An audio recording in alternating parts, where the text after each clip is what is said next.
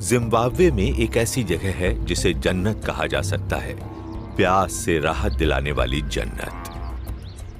ये जगह हजारों प्राणियों को जीवन देती है, मगर आप धोखे में मत रहिए।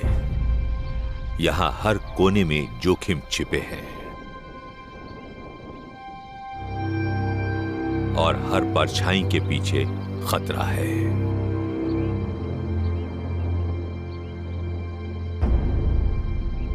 ये मौत से खेलने वालों का अखाड़ा है।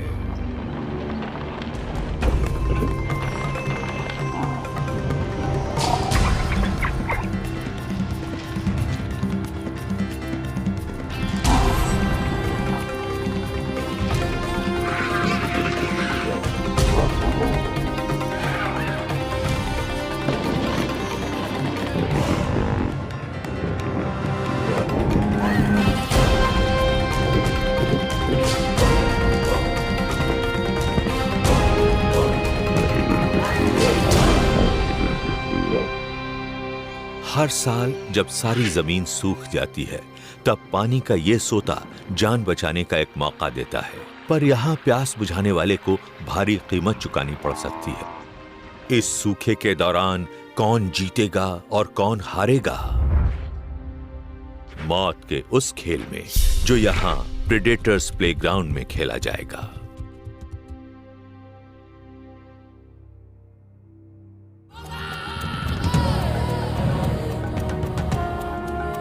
प्रचंड नदी ज़ाम्बेज़ी जिम्बाब्वे की उत्तरी सीमा बनाती है, पर उसकी चमचमाती जलधारा यहां होने वाली घटनाओं के बारे में कुछ भी नहीं बताती है। हमारी कहानी इस शक्तिशाली नदी के 30 किलोमीटर दक्षिण में शुरू होती है। यहाँ एक खास बात है, सूखे नदी तल से फूटकर बहने वाला पानी का ये सोता, जिसकी गहराई कभी भी 5 सेंटीमीटर से ज्यादा नहीं होती। यहाँ से निकलने वाला मीठा पानी करीब 1 किलोमीटर तक बहने के बाद फिर से रेत में समा जाता है। हर साल सूखे के मौसम में जब आसपास की सारी जमीन सूख जाती है, तब ये सोता ही जीने का सहारा बन जाता है। मगर जहाँ ये बहुत से जीवों की जान बचाता है, वहीं ये कुछ की मौत का कारण भी बनता है।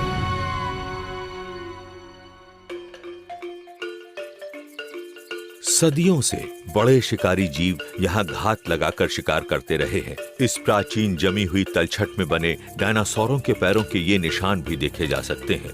नाखूनों का नाप बताता है कि ये दैत्य मांसाहारी थे। ये जगह आज भी शेरों जैसे बड़े शिकारियों के खेलने की जगह है। पर ऐसा यहाँ क्या है जो इसे इतनी खतरनाक जगह बना देता है? नदी तल के दोनों ओर तीखी चढ़ाई है, जिसकी लंबाई करीब 200 मीटर तक है। ऐसी रेतीली चढ़ाई पर तेजी से भागकर जान बचा पाना लगभग असंभव सा है। खतरों से घिरे जीव के लिए यहाँ जान बचाना बेहद मुश्किल है। इस जानलेवा अखाड़े में बड़ी जंगली बिल्लियों का दबदबा है। सड़ते गोश्त के कारण सोते का मीठा पानी दूषित हो जाता है।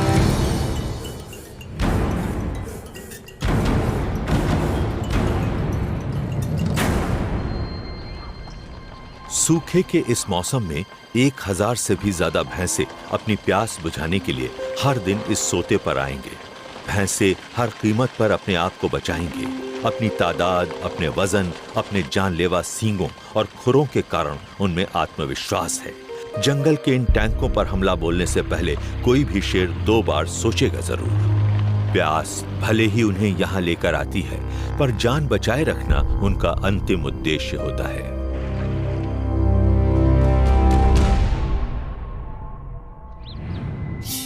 शेरों के 2 विरोधी परिवारों का यहाँ दबदबा है। एक है कविंगा झुंड और दूसरा है मजुंगा झुंड। 10 साल पहले शानदार शेर कविंगा का इस इलाके पर राज था। उसकी पसंदीदा शेरनी मारा से उसे 3 संतानें हुई। 2 बच्चे नर थे और तीसरी नन्ही मादा थी सापी। सापी हमेशा अपनी मां के साथ रहती थी। उसने बहुत से शिकार देखे और शिकार के कई तरीके सीख लिए। सापी जल्द ही जान गई कि भैंसे बेहद खतरनाक दुश्मन है। अपने घातक सींगों और अपनी हैरत अंगेज ताकत के सहारे वे झुंड के कई शेरों की जान ले चुके हैं या उन्हें अपाहिज बना चुके हैं। वक्त आने पर सापी ने भी 2 बच्चों को जन्म दिया, एक बेटा शिडूमा और एक बेटी मोया। 3 महीने बाद सापी की बहन ने भी एक बेटे को जन्म दिया जिसका नाम है मोटो। आज इन चारों ने मिलकर एक सफल शिकारी झुंड बना लिया है जो इस सोते के आसपास के इलाके के कोने कोने से वाकिफ है। 9 साल की सापी को उसकी सिलेटी नाक के कारण आसानी से पहचाना जा सकता है। वो शिकार की कला में माहिर हो चुकी है। अब हर साल सूखे के मौसम में उसके बच्चे भी उसका हुनर सीखते जा रहे हैं। 3.5 साल का उसका बेटा शिडूमा अब काफी हद तक आत्मनिर्भर हो गया है। वैसे धीरज के मामले में अभी बहुत कुछ सीखना बाकी है, पर उसमें भारी भरकम जीवों से जूझने की हिम्मत और जिद है। उसकी बहन मोया उससे छोटी है, पर वो हर शिकार में हिस्सा जरूर लेती है। अब तक वो शिकार में बाहर से ही मदद करती है, पर इस साल उसे अपने शिकार के हुनर को ज्यादा पैना करना होगा। और साथ में 3 साल का मोटो है। उसके नाम का मतलब है आग। इसमें मौत से खेलने वाले का सच्चा दिल है। पर क्या उसकी जाबाजी उसके छोटे डील डॉल की भरपाई कर सकती है? इस बार सूखे के मौसम में छोटे मोटो को शिकार के दौरान बड़ी भूमिका निभानी पड़ेगी। प्रतिद्वंद्वी मजुंगा झुंड की ताकत भी बढ़ती जा रही है। 3 वयस्क शेरनियों के कुल मिलाकर 5 बच्चे हैं। इससे भी ज्यादा महत्व की बात है कि उन्हें 2 ताकतवर भाइयों की सुरक्षा मिली हुई है, डोम्बो और कुत्साम्वा। अगर वे मिलजुल कर काम करें तो मजुंगा झुंड भी एक घातक शिकारी दल बन सकता है। कविंगा झुंड ने अपने प्रतिद्वंदियों से आगे रहने के लिए एक चालाकी भरी तरकीब निकाली है। वे पेड़ों पर चढ़ जाते हैं। शाखाओं पर बैठने से हर शेर को इलाके पर नजर रखने के लिए सही जगह मिल जाती है। साथ ही दिन की गर्मी के समय आराम करने के लिए ठंडी जगह। अगस्त से नवंबर तक अंदरूनी इलाकों के जलाशय सूख जाते हैं। हजारों वन्य जीवों के पास पानी का ये सोता ही एकमात्र सहारा रह जाता है। मजुंगा और कविंगा झुंड के शेर इस बात को अच्छी तरह जानते हैं। पूरी तैयारी के साथ वे सूखे के मौसम का इंतजार करते हैं। आने वाले मौसम में शिकारियों के इन झुंडों से शिकार खुद को कैसे बचा पाएंगे? जब दोबारा बारिश आएगी तब तक कौन बचा रह पाएगा? अगस्त, बरसात 4 महीने दूर है। सोते के पास अभी सुबह का समय है।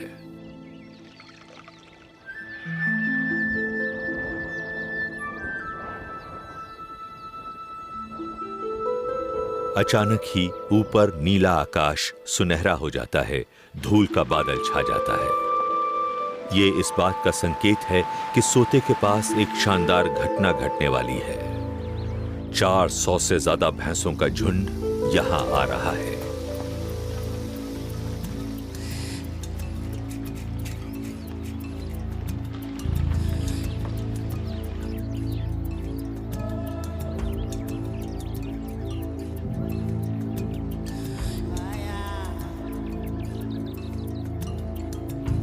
वे रात भर जागे हैं। पानी की आस इन प्यासे जीवों को यहाँ ले आई है।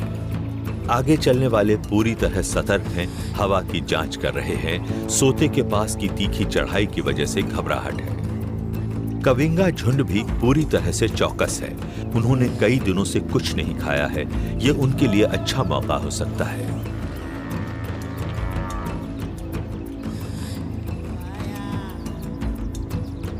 कविंगा झुंड की गंध उन्हें मिल चुकी है। भैंसे रुक गए हैं। विकल्पों पर विचार हो रहा है।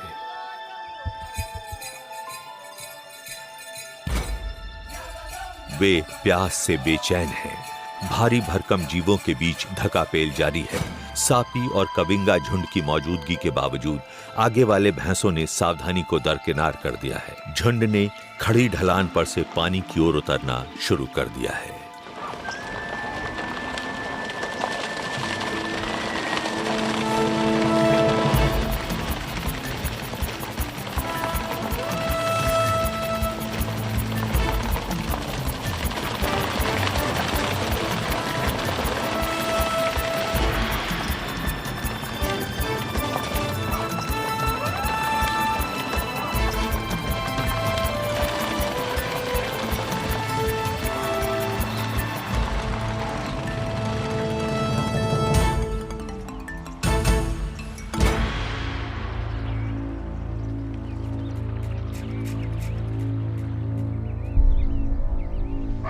कुछ ही देर बाद यहाँ रहने वाले बबूनों ने झुंड को चेतावनी देना शुरू कर दिया है।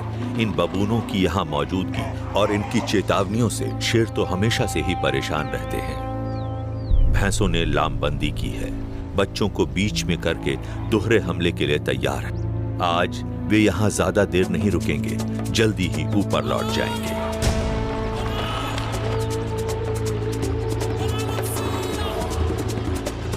सापी ने झुंड का पीछा करने की ठानी है। शायद उसे कमजोर जीव या सही मौके की तलाश है।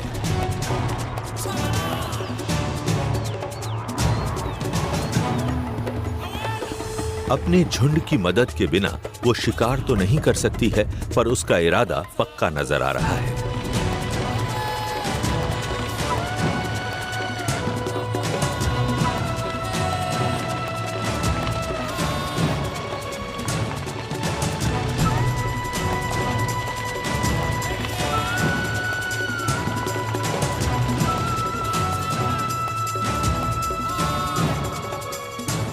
तादाद में ताकत है। भैंसों का पलड़ा अब भारी है।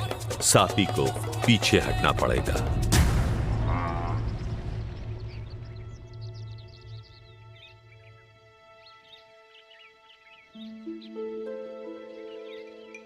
तीन बूढ़े भैंसे पानी के पास छूट गए हैं। इन बूढ़े नरों को डैगर बॉयज कहा जाता है। भले ही ये सारे झुंड के साथ न चल पाते हों, पर बड़ी बिल्लियों सावधान। इन बूढ़े लड़ाकों को शेरों के व्यवहार की अच्छी जानकारी है।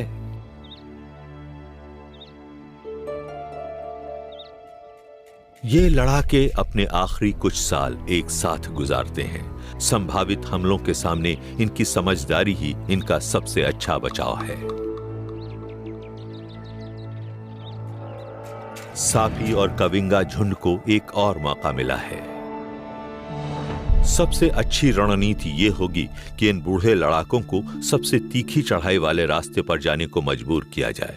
यहां की ढीली रेत पर ये तेजी से भाग नहीं पाएंगे।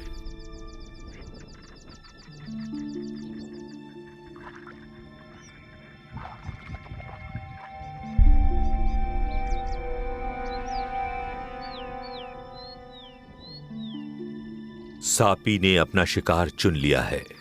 शिडूमा बगल में आकर खड़ा हो गया है। फिर सापी ने पीछा शुरू किया। अकेले पड़ गए बूढ़े भैंसे के लिए आक्रमण ही सबसे अच्छा बचाव है। बूढ़ा भैंसा कविंगा शेरों से सीधा जा भिड़ा है।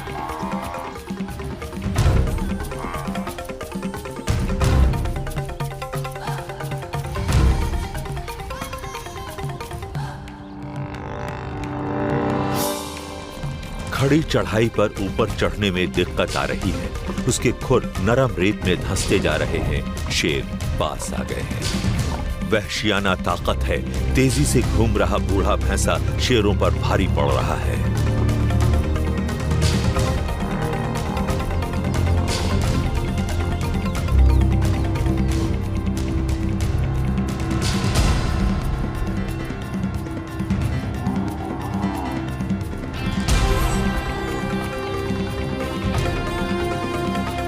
शोर और भगदड़ की वजह से प्रतिद्वंद्वी मजुंगा झुंड की 3 मादाएं भी आ गई हैं।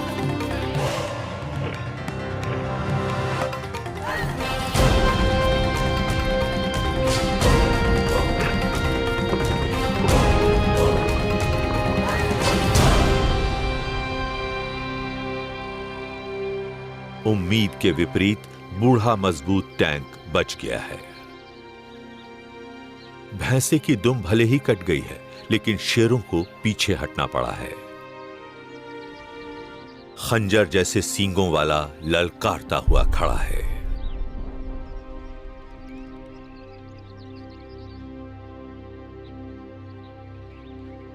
हारा थका कविंगा झुंड फिर जमा हो रहा है। किनारे की घनी झाड़ियों में आराम करने जा बैठा है। वे इस तरह बार बार मौके नहीं गंवा सकते हैं। उन्हें ऐसी रणनीति बनानी होगी जो कामयाबी दिलाए।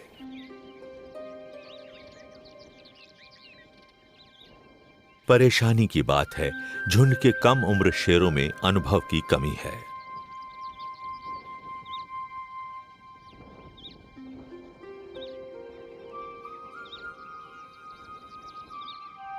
पानी पीने नीचे आते इम्पाला हिरणों के एक झुंड ने सापी और शिडूमा का ध्यान आकर्षित किया है। ऊपर की सख्त जमीन पर कविंगा झुंड को कोई फायदा नहीं मिल सकता है। इम्पाला हिरण नदी तल की नरम रेत पर आ जाएं तो मौका मिल सकता है।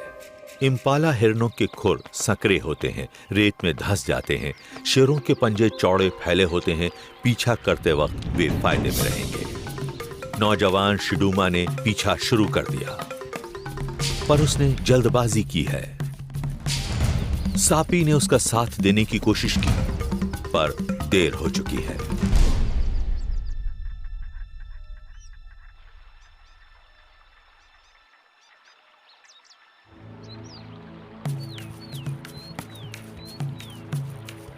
पास एक और इम्पाला हिरणों का झुंड नजर आया है। साथ में बोनस भी है, एक नौजवान कुडू हिरन भी साथ है। कुडू इम्पाला से बड़े होते हैं। कविंगा झुंड को उतनी ही मेहनत में ज्यादा फायदा मिल सकता है। सापी ने एक कुडू बच्चे पर धावा बोल दिया। कुडू ने जान बचाने के लिए संकरा रास्ता चुना है। सापी यही चाहती थी। कुडू पूरी तरह फंस गया है, गंदले पानी से बाहर निकलने के लिए छटपटा रहा है। सापी उस पर टूट पड़ी है। शिकार सापी ने अकेले ही किया था, पर खाने के लिए मोया भी जा पहुंची है। सितंबर, बरसात आने में 3 महीने हैं।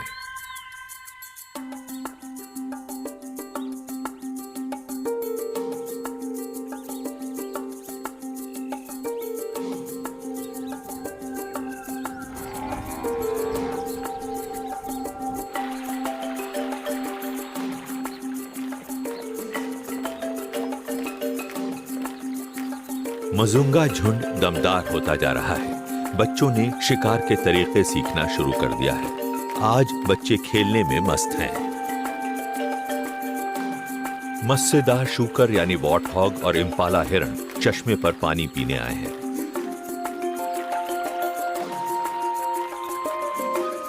शूकरों को कीचड़ में खेलना अच्छा लगता है। मजुंगा झुंड ने इस बात का फायदा उठा मोर्चा संभाल लिया है।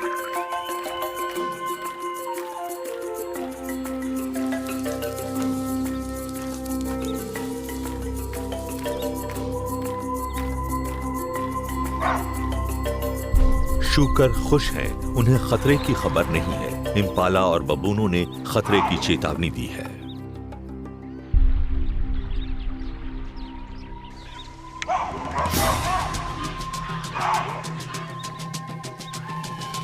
शिकार की तैयारी अच्छी दिख रही है। शूकरों को घेरने की रणनीति साफ है।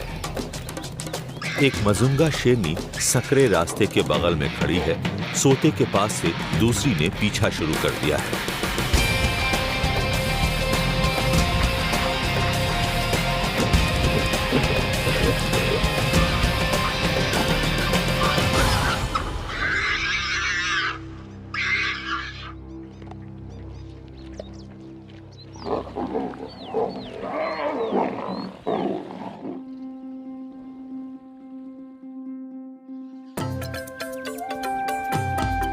पौ फटने को है। कविंगा झुंड पूरी तरह चौकन्ना है। एक भारी भरकम भैंसा सुबह सुबह पानी पीने आया है। पिछली बार बड़ी बिल्लियों ने मात खाई थी। भैंसों की जबरदस्त ताकत का अंदाजा लग चुका है। शायद आज कोई मौका मिल जाए, कोई कमजोरी नजर आ जाए। सापी ने सही जगह ढूंढ ली है। सोते के बाएं किनारे पर छिप कर बैठी है। मोया, मोटो और शिडूमा भी उससे थोड़ा ऊपर बैठे हैं।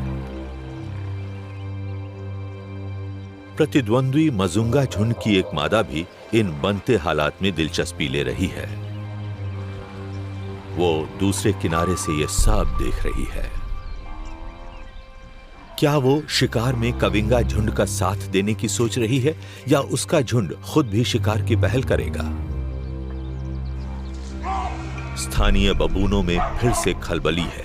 उनकी आवाजों ने भैंसे को सतर्क कर दिया है।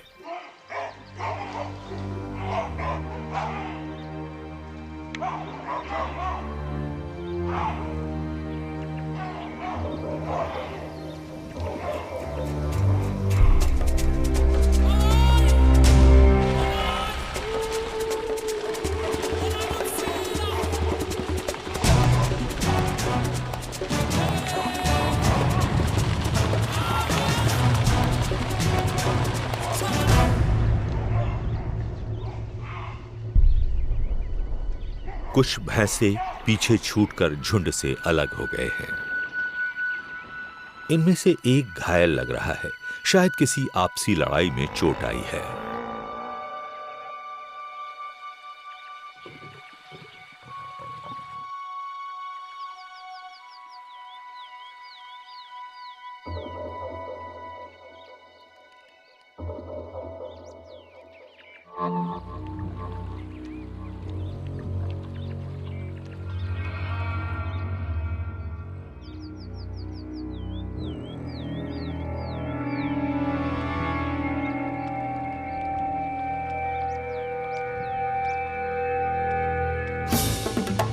एक बार फिर सापी ने हमले की पहल की है।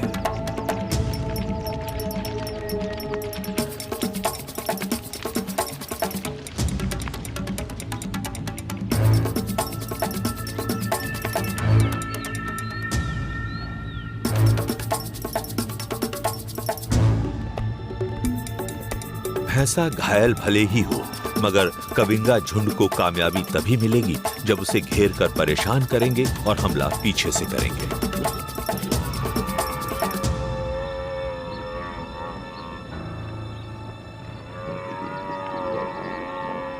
शिडूमा ने पैर जकड़ लिया है ताकि भैंसा हिलडुल ना पाए और दूसरे शेर उसे जमीन पर गिरा सके।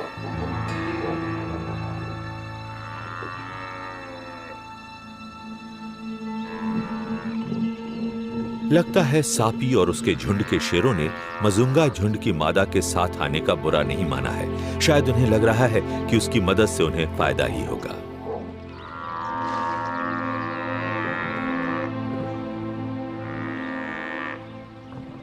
लगता है हारे हुए भैंसे की तकदीर में यही होना लिखा था। उसकी मदद की पुकार दो दूसरे भैंसों ने सुन ली है। क्या उनके आने से शेरों का आत्मविश्वास डगमगा जाएगा? यहाँ शिकार और शिकारियों के बीच का मुकाबला जितना शारीरिक है, उतना मानसिक भी है।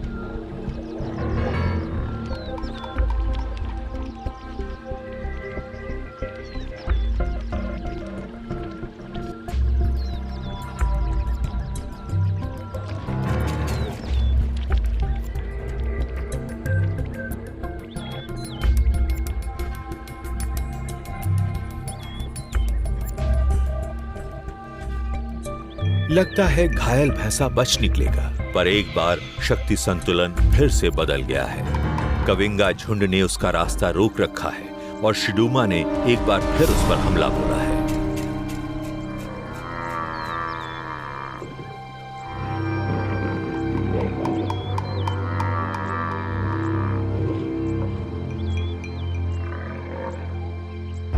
सापी अब मौके का फायदा उठाती है। उसने शिडूमा की पकड़ को मजबूत बनाया है और अब मौत का खेल सही समय पर किए जाने वाले वार से ही पूरा होगा। सापी जानलेवा वार के लिए सही क्षण की तलाश में है। दम घोंटने वाली पकड़ है।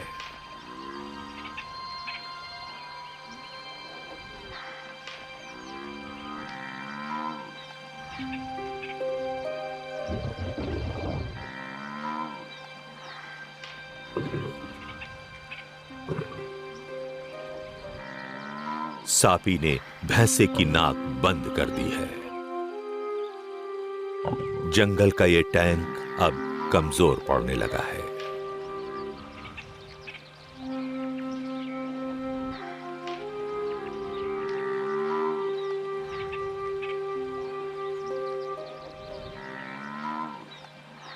सांस न ले पाने से धीरे धीरे भैंसा हार मान लेता है। जमीन पर गिर जाने के बाद बस थोड़ी ही देर जिंदा बच पाएगा।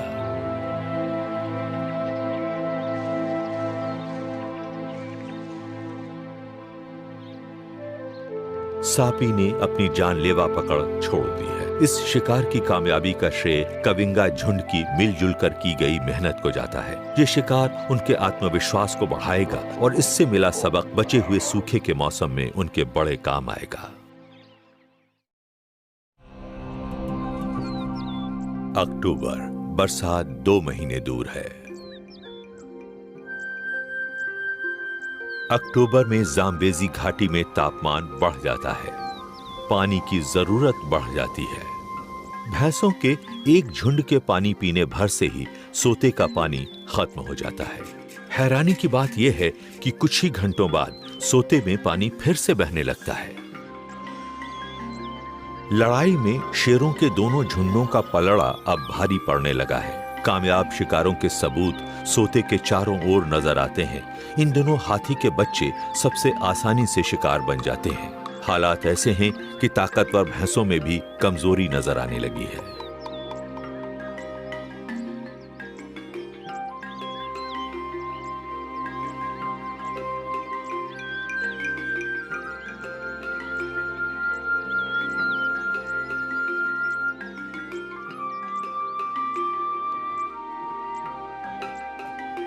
जैसे जैसे अगले 2 महीनों में सोते के आसपास हरियाली सिमटती जाएगी, कविंगा और मजुंगा झुंडों को और ज्यादा मौके मिलने लगेंगे।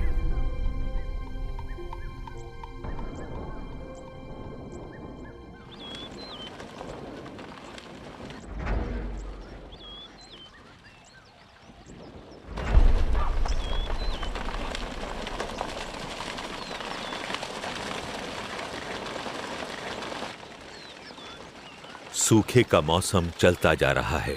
भोजन और पानी और भी ज्यादा दुर्लभ होते जा रहे हैं। भैंसों के झुंड में भी पारा चढ़ता जा रहा है। आपसी झगड़े आम होने लगे हैं। कविंगा झुंड के शेरों को ये झड़पें इस बात की याद दिलाती रहती हैं कि ये भैंसे कितने ताकतवर और खतरनाक हो सकते हैं। उड़ती धूल और आवाजों ने सापी और उसके झुंड को सतर्क कर दिया है। वे पेड़ों से उतर आए हैं और छिपकर शिकार का पीछा शुरू कर दिया है। शुरू में तो भैंसों को पता ही नहीं चला, पर जल्दी ही वे सापी और उसके झुंड से होने वाले खतरे को पहचान गए। भैंसों ने वापस जाने का फैसला किया है।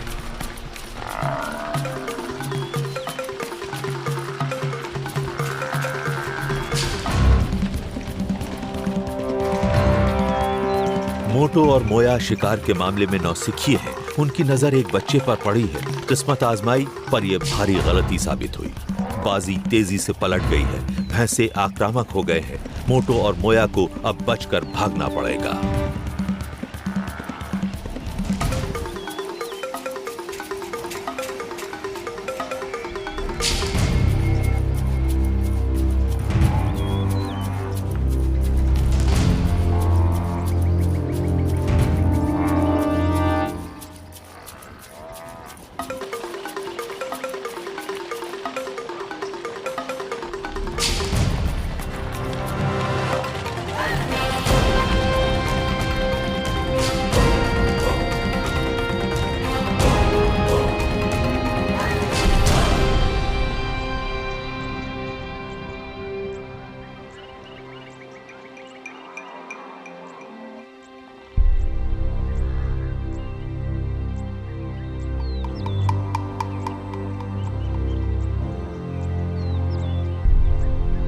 मोया ऊंचे किनारे पर फंस गई है, खतरे में है, पर बड़ी हिम्मत से डटी रहती है।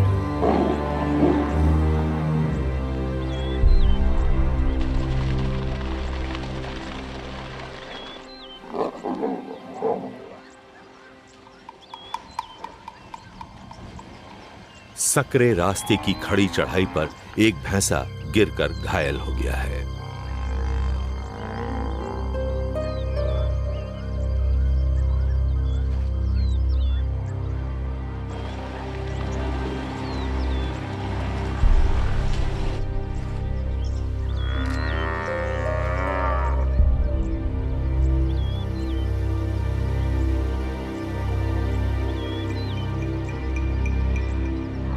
दो भैंसे हाल जानने वापस आए हैं, पर जल्दी ही जायजा लेकर लौट जाते हैं। भले ही कविंगा झुंड अपनी शिकार की कोशिश में नाकामयाब रहा है, पर सोते के आसपास का जंगल अपने ही नियमों से चलता है। कविंगा शेरों को आज आसान भोजन मिल गया है।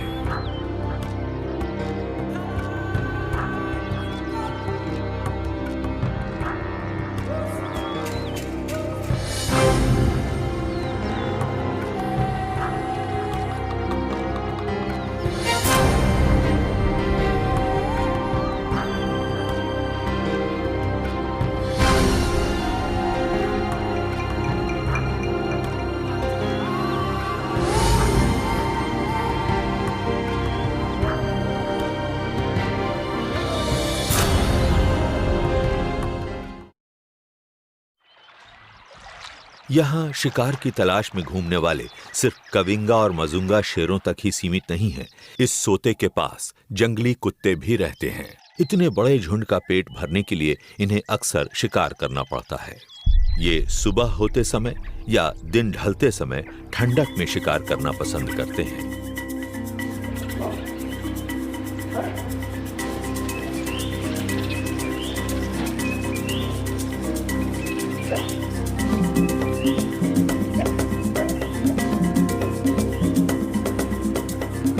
इनके शिकार का तरीका बेहद जाना माना है, पर आज ये झुंड मिलजुल कर काम नहीं कर रहा है। सिर्फ एक कुत्ता कुडू हिरण का पीछा कर रहा है। हिरण बचकर निकल जाता है।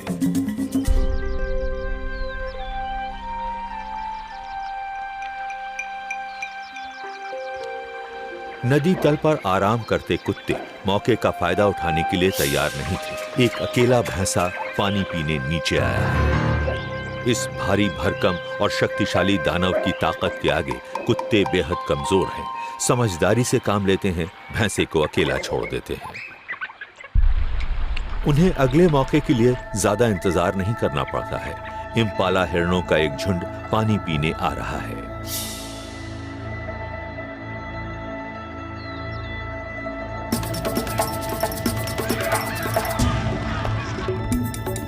पीछा शुरू हो गया है।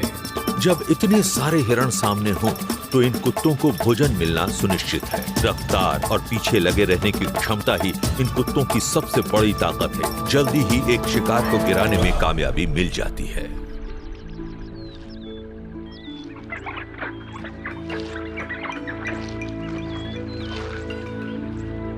जल्दी ही शिकार को चट कर लिया गया है। अब सिर्फ हड्डियां ही बची है। बाद में खाए गए शिकार को उगलकर बच्चों को खिलाया जाता है।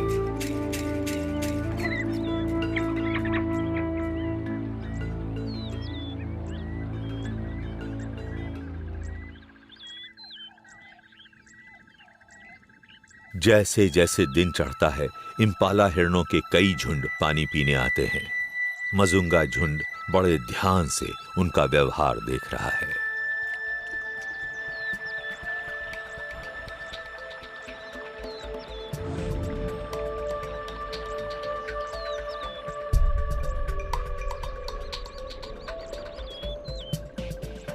इम्पाला हिरणों के मिलन का समय है।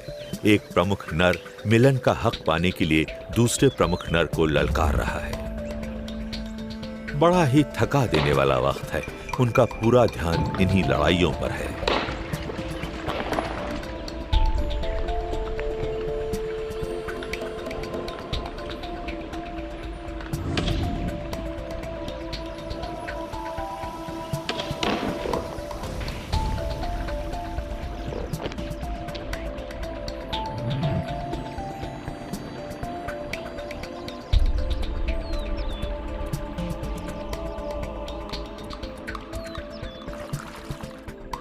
मजुंगा झुंड के लिए हमला बोलने का यह सही मौका है। उन्होंने खास खास जगहों पर मोर्चे संभालना शुरू कर दिया है।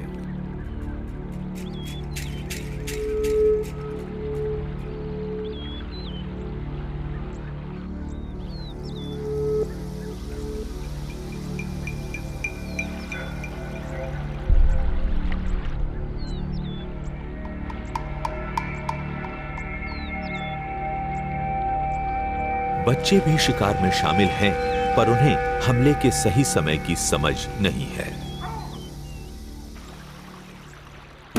हमेशा की तरह पहली चेतावनी बबूनों ने ही दी है। सोते के इर्द गिर्द सभी जीवों में भगदड़ मच गई है।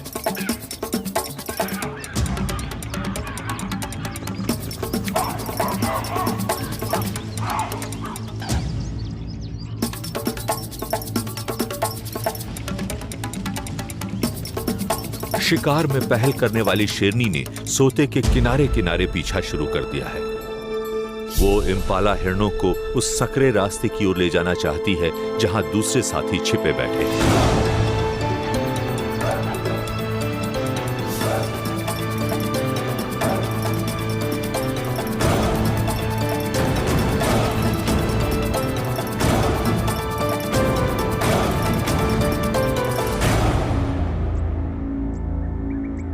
मजुंगा झुंड के लिए शिकार की ये रणनीति एकदम सही साबित हुई है।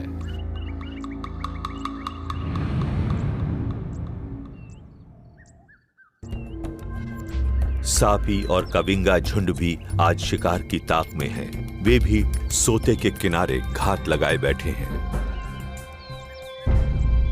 इस बार उनकी नजर वॉटहॉग शूकरों पर है जो इस खतरे से बेखबर हैं। बेखबर शूकर कविंगा झुंड के शेरों के पास से गुजर गए हैं।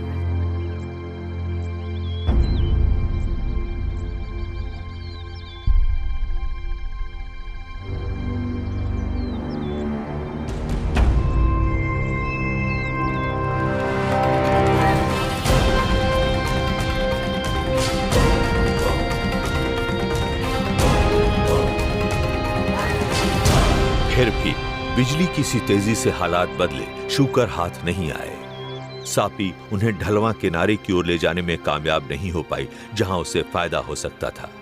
झुंड के नौजवान साथियों से अगर वक्त पर मदद नहीं मिलेगी तो ऐसी कोशिशें नाकामयाब ही होंगी।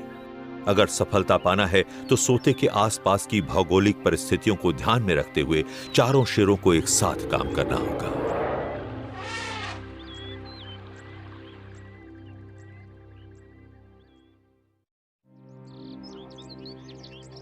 नवंबर, बरसात 1 महीने दूर है।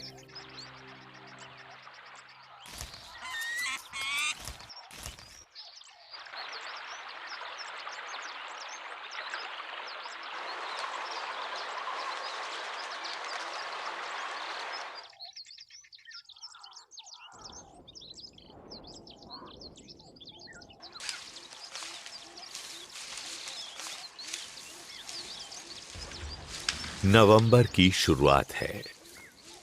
लाल चोंच वाले ऑक्सपेकर पक्षियों की आवाज ने भैंसों के एक और झुंड के आने की सूचना दे दी है।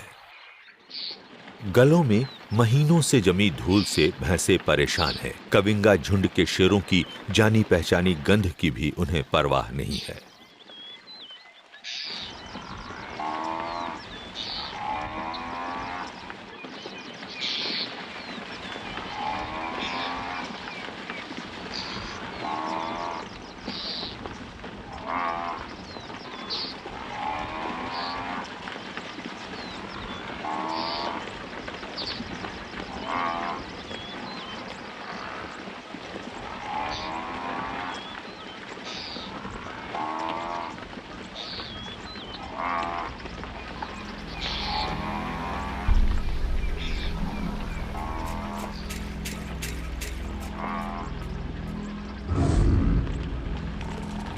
झुंड में आज बहुत से बच्चे भी हैं। जल्दी ही सापी ने एक को चुन लिया है।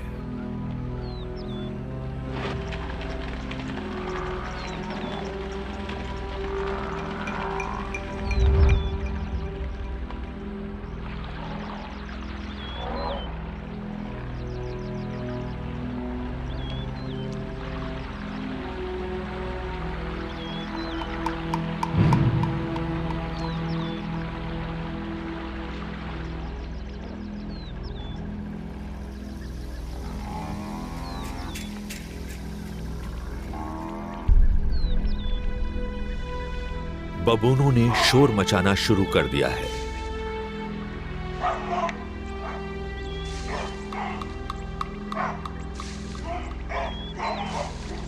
भयानक प्यास ने भैंसों से देर करा दी है।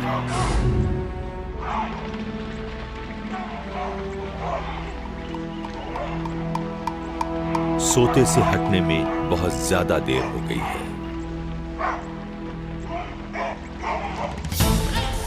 इस बार कविंगा झुंड के चारों शेरों ने मिलकर काम किया है। सबने मिलकर उस बच्चे को खड़ी चढ़ाई वाले संकरे रास्ते पर जाने को मजबूर कर दिया है।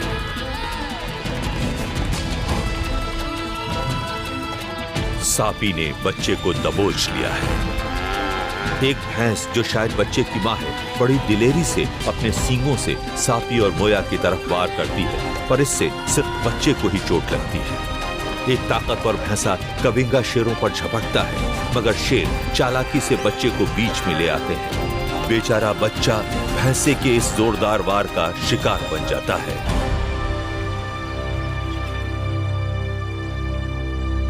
नौजवान मोटू ने इस बार पहल की है। बच्चे का दम उसने घोंटा है। आज सापी के बेटे के लिए खास दिन है। आज पहली बार उसने किसी शिकार पर जानलेवा शिकंजा कसा है। आज सापी ने अपना लक्ष्य हासिल कर लिया है। उसका परिवार मिलकर काम करने लगा है। आखिरकार कविंगा झुंड एक सुनियोजित सशक्त शिकारी दल बन गया है।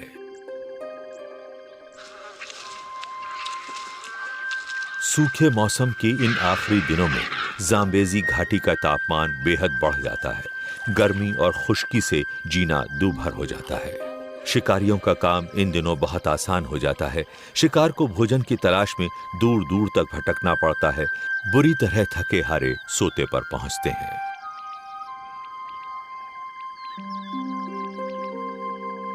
सबसे ज्यादा परेशानी हाथियों के लिए होती है। इनकी पाचन प्रक्रिया बेहद धीमी होती है, इसलिए इन्हें बहुत ज्यादा भोजन की जरूरत होती है।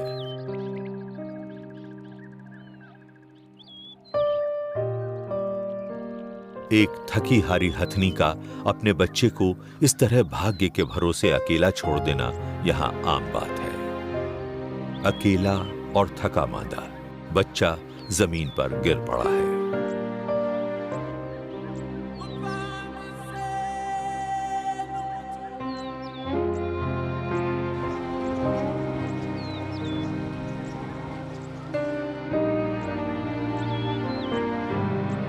मौत के इस मैदान में आज शिकारियों की तूती बोलती है।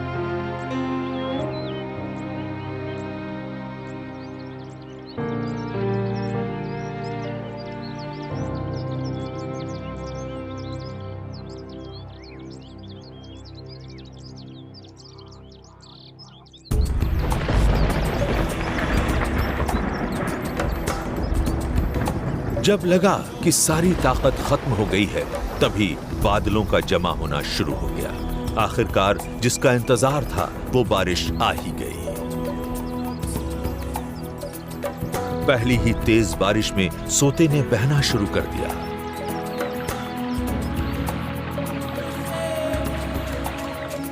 धीरे धीरे घाटी में हरियाली और वन्य जीवों का लौटना शुरू हो गया है।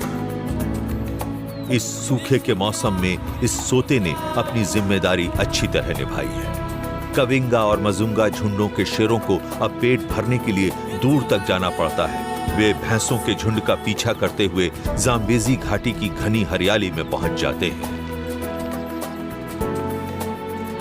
स्थानीय बबून ही यहां बचे रह गए हैं। सूखे के मौसम के दोबारा आने का जानवरों के बड़े झुंडों और उनके शिकारियों के लौटने का इंतजार शुरू हो गया है। इन बचे खुचे जंगलों में जो मशहूर लड़ाइयां होती हैं, उनके बारे में भावुक होने की कोई जरूरत नहीं है। ये तो बस जिंदा बचे रहने और अपनी नस्ल को बचाए रखने की कहानी है, उन जीवों की जिनकी जिंदगियां आपस में जुड़ी हैं। ये सिलसिला सदियों से यूं ही चला आ रहा है। इस साल सूखे के मौसम में इस सोते ने हजारों जीवों की जान बचाई है। सभी को जीवनदायी पानी दिया है। कई खेल खेले गए। दिलेरी के कई कारनामे, रणनीति के कई ऐसे उतार चढ़ाव देखे गए जिनमें शिकारी शिकार को मात देने की कोशिश करते हैं। अब इस जगह को आराम की जरूरत है, दोबारा तरोताजा होने की जरूरत है, ताकि ये जगह एक बार फिर से शिकारियों के मौत के खेल का मैदान बन सके।